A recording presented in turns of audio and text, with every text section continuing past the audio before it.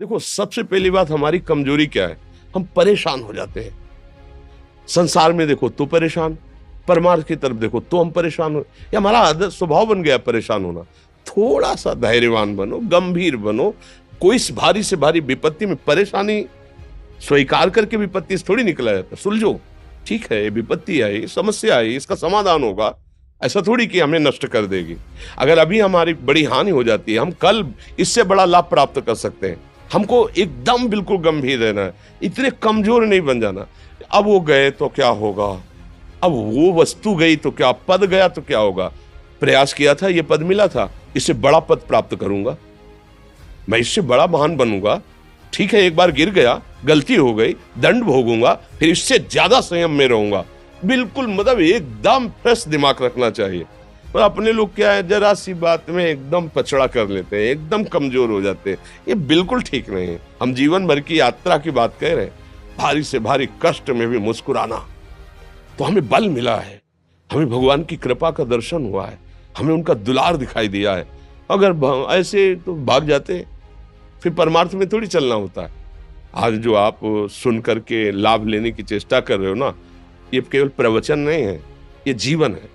अगर ये जिए ना होते ना, तो ये इसका प्रभाव नहीं पड़ता, फिर वाणी का प्रभाव नहीं पड़ता। हम इसीलिए कहते हैं, जैसे आप लोग एकदम परेशान हो जाते हैं जब बोलो, क्या हमसे ज्यादा परेशानी होगी? दोनों किडनी खराब, दवाई लाने के लिए पैसे नहीं, पानी रखा है हम उठ के पी नहीं सकते, भीषण शरीर में कष्ट, भीषण बुखार, क्योंकि किडनी फेल, जरा में बुखार, खाने को क्या, रोटी मांग के लाओ। अगर वहां सब्जी मिलती है तो लाल मिर्च ऐसी पड़ के मिलती थी कि वो पा नहीं सकते थे। आप सोचो, पानी लाना है तो मुझे लाना है, पीना है तो मुझे पीना है।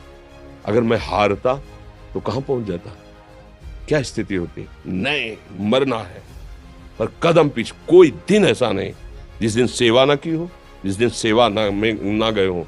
गुरु जी की सेवा में जाना है, पहले अपने को स्वस्थ साबित करना है, नहीं वो सेवा नहीं लेंगे। तुम बीमार हो, तुम कष्ट में हो, ऐसे उनकी दृष्टि परेशान थे, उनकी सेवा की, आके लेट गए।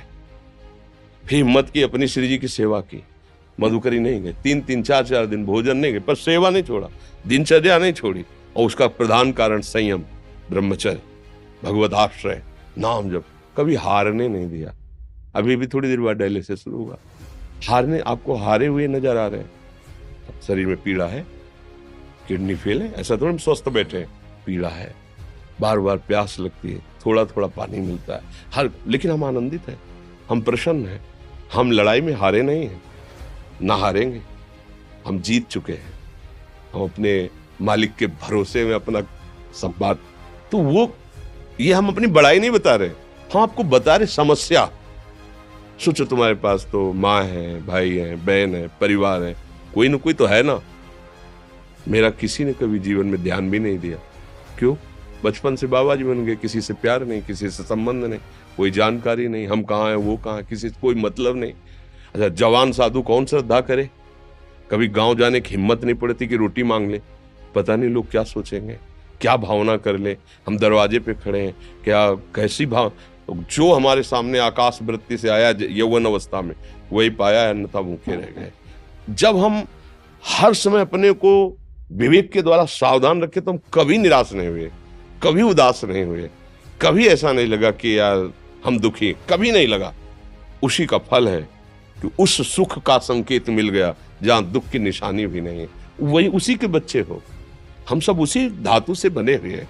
हम इतना क्यों परेशान हो जाते हैं? हम ये देखते हैं, अपने लोग थोड़ी बात बिगड़ गई परेशान, नहीं बिगड़ी तो बिगड़ जाने की संभावना में परेशान है। आज सुख है, लेकिन कल सुख छिन जाएगा, तो हम आज के सुख में सुखी ना होकर कल के दुख की आने की संभावना में हम भयभीत हो। मतलब क्या हमारी सोच रह गई? हमको इतना बलवान बनना है कि सुख और दुख दोनों हमको छू न सके। भारी से भारी सुख की व्यवस्था है तो अहंकार नहीं, हर्षित होकर किसी का अपमान न करे कि हम धनी, हम पदाधिकारी, अमुक। भारी से भारी दुख आया तो हमें किसी के सहयोग की जरूरत नहीं, हम फिर अपने कदम बढ़ाएंगे, हम फिर जुड़ी हुई अपनी भावनाओं को सजाएंगे। मस्त जीवन, एकदम तुम अविनाशी के बच्चे हो। शेर का बच्चा भेड़ों के बीच में फंसकर म्यों म्यों बोल रहा है, बस अगर दहाड़ना सीख जाए तो कोई भी उसे परास्त नहीं कर सकता। ऐसे भगवद अंश, तू प्रपंच में फंसकर अपने को इतना दीन क्यों देख रहा है? तू ऐसा है कि भगवान के दिव्यास्त्र में भी ताकत नहीं तेरे को मार सके। तू अविनाशी का अविनाशी बच्चा है। विनाशी भोगों को, विनाशी शरीर को मैं मान के इतना भयभीत, इतना दुख ठीक नहीं। ये सबके लिए, केवल एक के लिए नहीं। आप समझो, आप लोग सोचते हैं हम गृहस्थ होकर भला ऐसी स्थिति कैसे। जनक जी सुखदेव जी के गुरु हैं और राजा हैं, महल है, रानियां हैं, नौकर है, चाकर।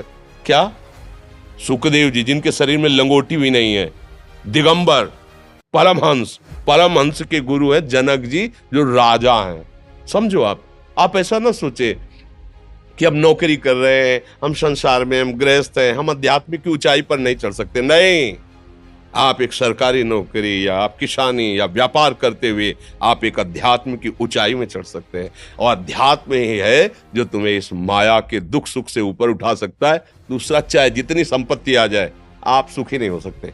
सब देख लो, आंख खोल के देख लो।